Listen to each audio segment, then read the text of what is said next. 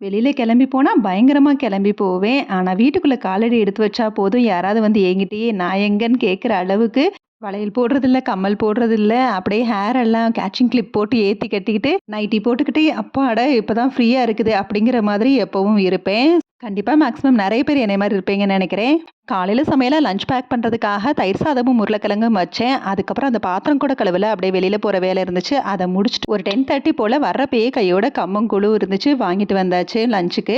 வந்ததும் காஸ்டியூம் எல்லாம் சேஞ்ச் பண்ணிட்டு ஒரு வேலைக்காரி லுக்க கொண்டு வந்துட்டு, அப்புறம் கொஞ்சம் ரெஃப்ரெஷ் ஆகுறதுக்காக டீயும் போட்டு குடிச்சுட்டு, அப்புறம் கிச்சன வந்து கிளீன் பண்ண ஸ்டார்ட் பண்ணிட்டேன். கிச்சன் கிளீன் பண்ணி முடிச்சா தான் கொஞ்சம் பார்க்குற மாரி இருக்கும். ஒரு 3 இயர்ஸ்க்கு முன்னாடிலாம் நான் இப்படி கிடையாது. இப்போ வந்து கொஞ்சமாவது எப்பவும் வந்து கிச்சன் வந்து நீட்டா இருக்கணுங்கிறதுல வந்து கொஞ்சம் கான்ஷியஸா இருக்கிறேன்.